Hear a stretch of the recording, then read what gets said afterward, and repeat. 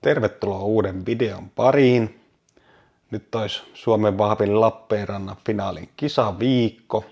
Omat treenit on nyt aika kevyyttä, että yksi kevyt treeni tullut otettu, toinen vielä huomenna eessä. Sitten perjantaina olisi tarkoitus Selimen kanssa reissata Lappeenrantaan. Lauantaina ja sunnuntaina sitten kilpaillaan Lappeenrannan kisapuistossa isojen poikien seassa ja katsotaan miten siellä pärjätään. Mutta nyt olisi tarkoitus kuvata tämmönen vähän erilainen video. Mä saan tänään vieraaksi porilaisen voimailulegenda Matti Upan. Matilla on iso rooli omalla voimailuuralla myös. Et ilman Mattia en olisi luultavasti ikänäkään löytänyt tämän lajin pariin. Saati sit voittanut 6 Suomen vahvin titteliä alle 105 kilosten sarjassa. Matilla itsellä on pitkä voimailuura. 90-2000-luvun taitteessa kisasi monta vuotta. 2 kertaa sijoittui hopeelle Suomen vahvimmassa 98 ja 2005. Mut nyt Matti on noussut vähän erilaisesta jutusta otsikoihin, että on ollut täällä Iltalehdessä monta kertaa. Pari viikkoa sitten herrainpäivillä pelasti kokonaisen perheen veden varasta hukkumiselta. Aika kovan tempun Matti teki. Mutta olisi tänään tarkoitus lähteä Matin kanssa vähän käppäilemään tonne Yyteriin. Höpötellään Matin kanssa vähän voimailusta ja sitten tuosta pari viikon takaisesta tempauksesta, että mitä silloin oikein tapahtui. Ei muuta kuin tervetuloa seuraamaan videoa. Lähdetään hakemaan Matti kyytiin.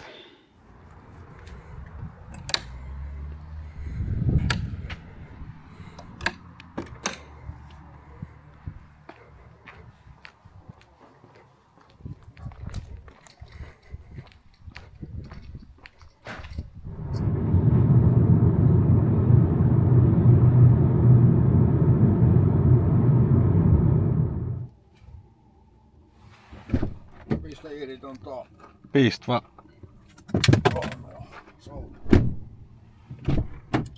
Käydään heittää lenkki. Morjes.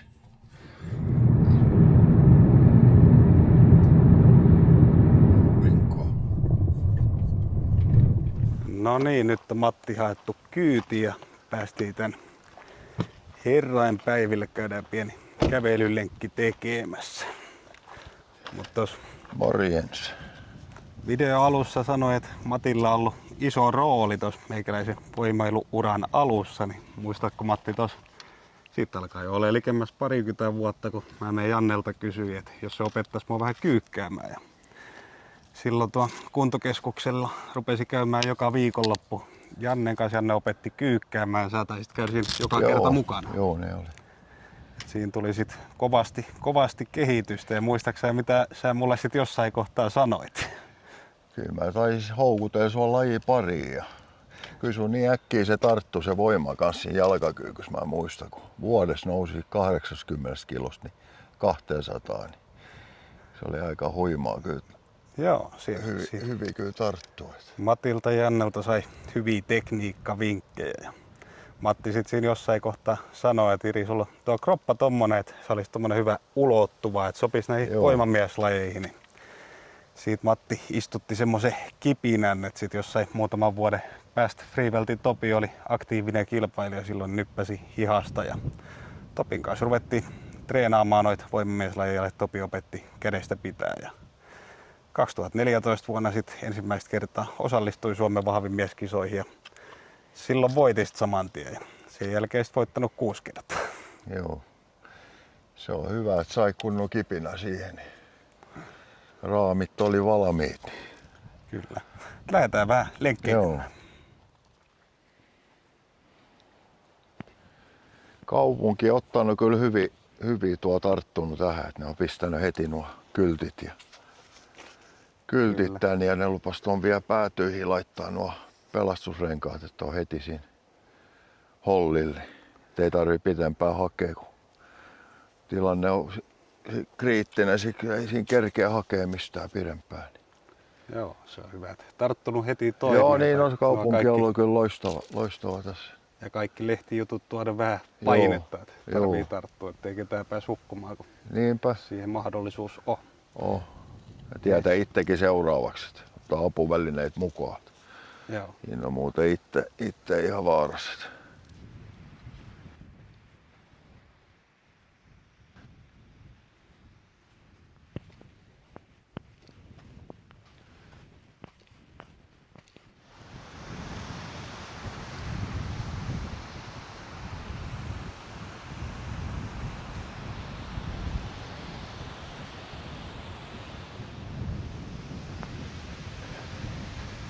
Täällä on suht tyyni keli vielä. Joo. Oli silloin kun se tapahtuma oli, niin oli 2 metriä siinä aallot. Silloin on ollut vähän Siitä voi kuvitella. pahemmatkin. Missäpäin se homma tapahtui Se silloin? on tuo reuna tuolla. Kuka paikalliset ei me aallokolsin uimaan. Sä olit silloin Mä olin uimassa jossain, ja lenkkeilemässä. joo, mä olin tässä keskivaiheella. Keskivaiheita, jotain surffareita tässä oli ja taisi olla näin kohdin, kun mä huomasin, että mä tiesin, että se on vaara paikka, kun mä näin, että ne naiset ajautui koko ajan ulomassa. Ja kysyin siis surffarilta, että se oli ulkolainen, että onkohan noilla joku ongelma tässä, kun me menen kattoon.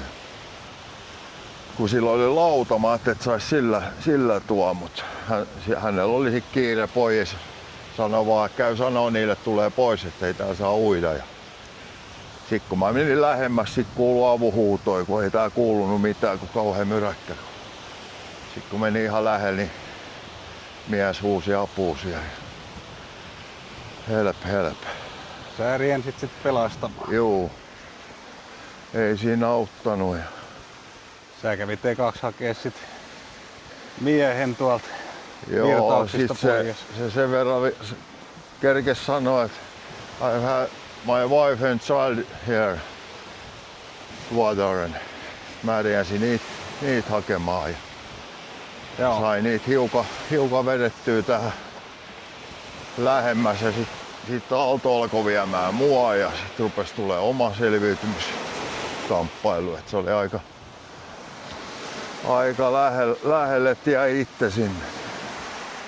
Joo, sä sanoitkin, että eikö sä sen jälkeen saanut sit lisähappea hiukan? Joo, mä en muista mitään, millä mä oon tän rantaa tullut, mutta kun siellä on ihan turha siellä tuuri vastaan, kun ei pääse, se täytyy tollain poikittain mennä, niin sit pääsee tähän keskemmään tulee. Joo. Et jossain tässä kohtii vähän edemmäs, niin mä makasin. Sieltä Et pääsi. onneksi täällä oli sit jotain ihmisiä, ne oli sit heti soittanut apua. Et kyllä ne tuli tosi äkkiä tuo merivartiosto tai raivartiosto ja ambulanssi. Et ne oli kyllä ripeitä. Ne hoiti työssä kyllä hyvin. Ja koko perhe pääsi sit Joo. ehjinnahoi kotiin. Joo, tai sairaalakaut mentiin. Että siellä sit sillain sai kysyttyä, kyllä niin kaikki ihan ok sit oli. Et mies oli aika huonossa kunnossa. Joo. Se siitä toipui kyllä. Nonni. Ja itsekin sit Joo, toivuit joo. hetken päästä, että aika shokki taisi olla itsellekin, että mitä Oli tuli se juu, ja tehtyä. sit kun mulla oli sitä astmahommaa, eikä mulla ollut lääket, että se meinasi siinä se isoimmat töpitehdät. Kun oli kylmää varmaan 13 astetta, vesi 14 ja shokki, niin löi keuhko kyllä ihan piippuun. Kyllä se on melkein, ei tuo merivesi tähän aikaan vuodesta, niin melkein sama kuin avannossa kävisit. Niin. Ja Niin. siinä on jonkun aikaa siellä saanut olla, kun koko perhe ei käynyt pelastamassa Joo. ensin miehen ja sit vaimo ja sit Kyllä se- tyttären. Onneksi kävi nyt tällä. No kato noin pitkällä tuo. Sit se on tuo. Sieltä löytyisi pelastuslauta eikä Niin. sitä. Ja kyllä mä se tajusin sit kun mä olin vedessä, mutta ei sitä hullukaan tuolta. Et onneksi kaupunki nyt heti tarttui ja sanoi, että täytyy tuohon päätyä kanssa saada. Joo. Kun siinä on monta ihmistä hukkunut tuohon. Joo, se on oikein hyvä ja sit se on niin lähellä, että sen tajuu hakeekin siitä. Joo, kun tossa on aika syvää, kun tossa menee semmonen laivaliikenneväylä, kato siinä on tosi syvää. Sit kun se heittää tohon niin kauan, että ne pyörtee. Joo. Ja sinne kun joutuu, niin se on sitten menoa, jos se ei ole oikein hyvä uimari. Ei, siinä täytyy olla ihan huippu-uimari. En mäkään niin hyvä uimaria, mutta jotenkin sieltä selvisi kumminkin. Mut kyllä sulla on hyvää kuntoa, kun aikana noissa voimamieskilpailuissa kilpailu. Ja eikö sehän ole paljon uimassa käynyt ja vesijuokseen? On semmoista jo koko ikäs mä aina urheilu. Jonkinnäköistä aina. Tuosta vähän sanotaan, että porilaisessa voimailussa on semmoinen tietynlainen hulluus aina mukana, niin ei tuokaan tommonen ihan niin kuin voisi sanoa, että samaa kategoriaa menee, että lähtee yksinään pelastamaan 3 ei-ihmistä pyörteistä omaa henkensä Mä suhalla. luulen, että se on meillä nykyään voimailijoilla, nykyään gladiaattoreilla sisäänrakennettu tuo. Kyllä, löytyy verestä. Niin. Jep. Millaisia fiiliksiä tuo herättää, kun nyt on viimeisenä uutisoitu, että Porin kaupunki hakee sulle sitä hengenpelastusmitallia. On kai se hieno tuntuu, että huomioidaan itse niin kauhean semmoinen julkisuuden kipeä tai mikä tämmönen. Mutta hienolta tuntuu, että huomioidaan. On ja tästä mitä julkisuutta, niin kovin positiivista, että sinne ihmiset kommentoi kaikille sosiaalisen median alustoille pelkästään tuommoista positiivista kommenttia. Niin kyllä tämmöisestä hommasta kelpaa hiukan julkisuudessa ollakin. Niinpä joo. Jep. Mut sitten mennäänkö hiukan tuohon voimailutaustaan, että sua sanotaan myös porilaiseksi voimailun legendaksi.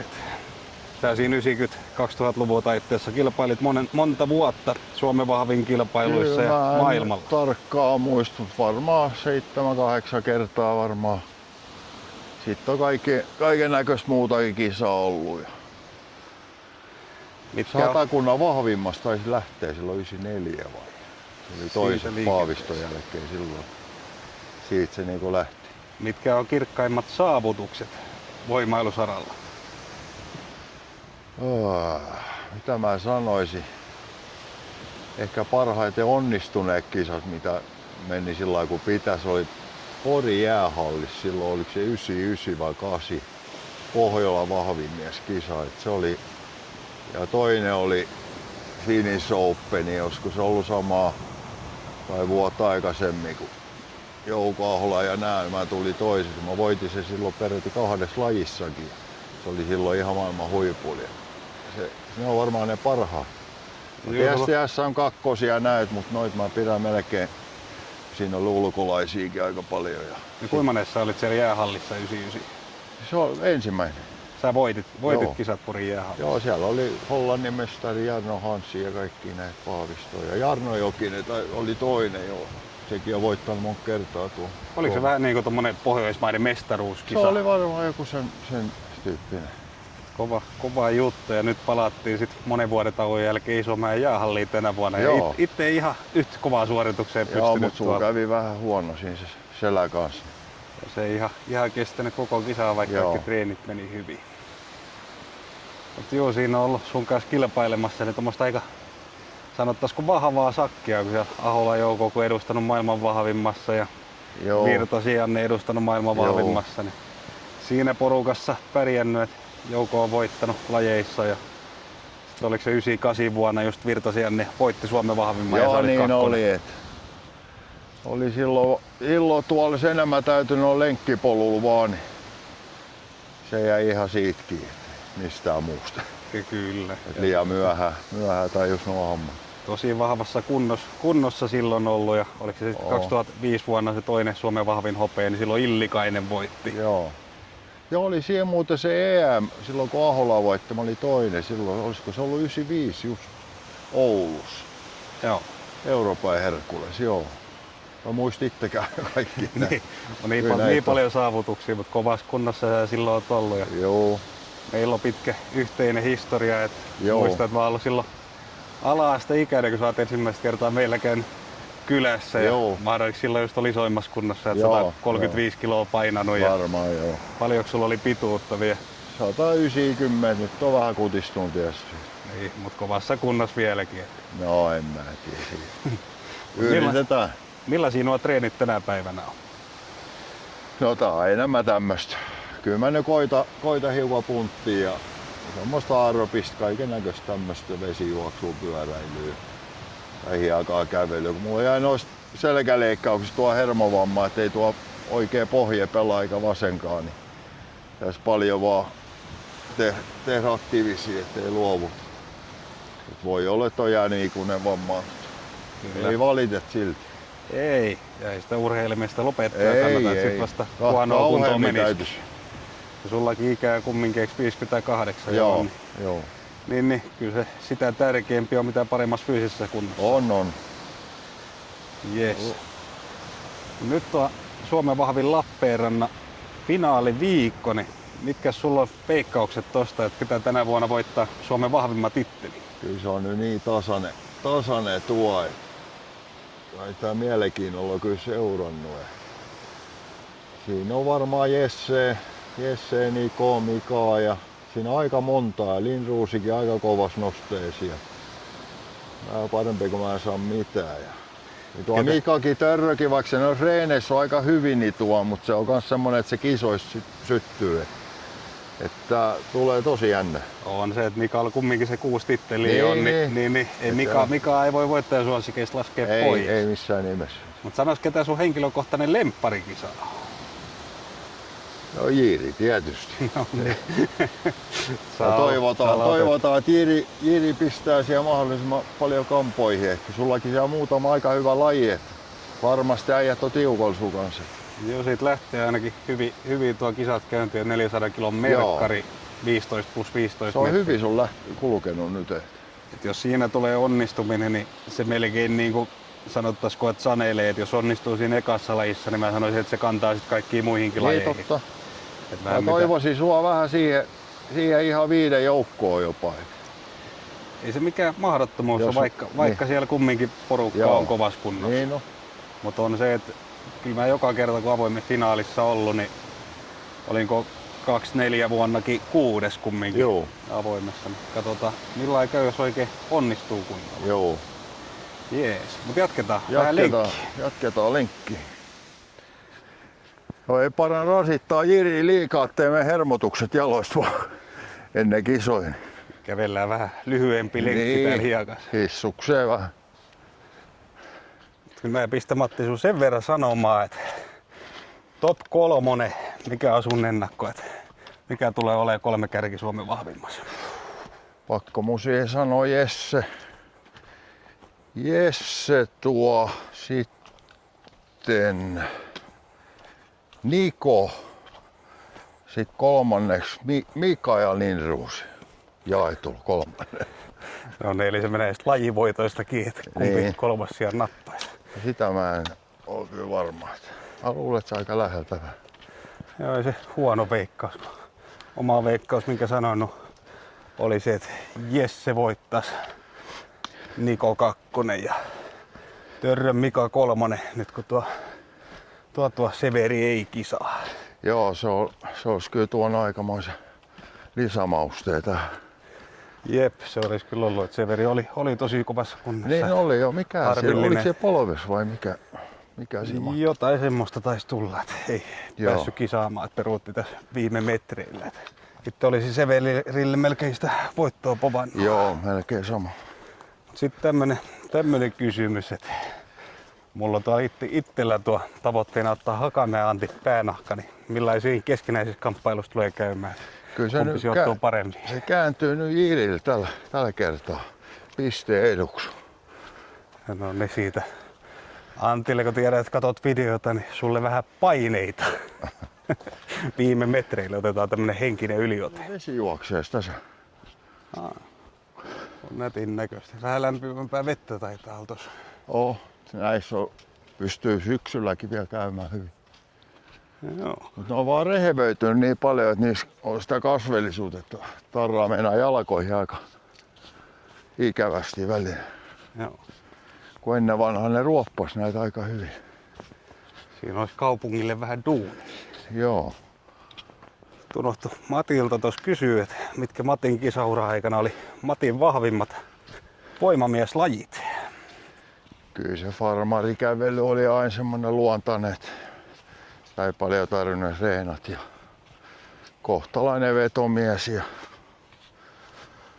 Mitäs tuossa vedossa Enkka? Mä 3,5 siinä joskus vetänyt. Ilman mitään pukuja vai? Joo, raavi. On se. Ja ilman remmejä. Matti on ollut kovassa kunnossa. Ja oma niska takaakin saanut vauhtipunnoksen 200 joskus. Siinä on Janhuset Teemu ottanut nyt Suomen vahvimmassa. Tai Joo, ei ottanut niin kisassa vielä, mutta samaan romuun. Että kyllä Matti on ollut vahva punnertamaankin. Joo, se väli on vähän riippunut polvien kanssa aina ongelmia. Sitten kun ne kesti vähän pukat, niin sitten yleensä aina menee. Välillä oli sitten ei oikein kestänyt. Ja sitten eikö nuo kaikki tommoset lastauslajit ja nuo Joo, ne sopinut oli sulle aina- kanssa? Oli kanssa aina väliin ihan hyviä. Herkules ja tommosetkin välillä oli ihan... Siinäkin oli vähän, että jos oli vähän pienempi paino kuin normaalisti, niin se oli yleensä hyvä laji. Mutta sitten kun oli massaa vähän liikaa, niin sitten se alkoi lipsua, että sillä lailla menee. Et siinä se tietty kriittinen Joo, piste oli sit niin on. itselle. Jep. Me ruvetaan pääse Matin kanssa takas autolle. Joo. Kiitoksia Matti, kun tulit mukaan videolle. Ja Ei kertoo mitään. vähän. Ja jännätään kisoja. Toivottavasti tulee paljon väkeä, kun on niin tiukka nyt tätä kärkitaistelu, että luulisi kiinnostava ihmisiä. Joo, ei tässä enää montaa päivää Lappeenrannan kisapuisto finaali. Joo. 29 ja 30. päivä tätä kuuta Lappeenrannan kisapuistoon, vaan liput haltuu tuolta www.suomenvahvinmies.fi. Sieltä ostamaan sankoin joukoin katsomaan kaikkia aikojen finaali tulossa. Joo, että semi vaan kaikille kisailijoille. Jes. Ja katsojille, että jos tykkäsit videosta, niin peukuta ja heitä jotain kommenttia ja jos jotain Matilta haluaa vaikka kysyä, niin kyllä Mattikin pääsee sinne YouTubeen kommentoimaan, vastailemaan noihin teidän kommentteihin. Ja ei mitään, nähdään seuraavassa videossa. Morjes! Morris.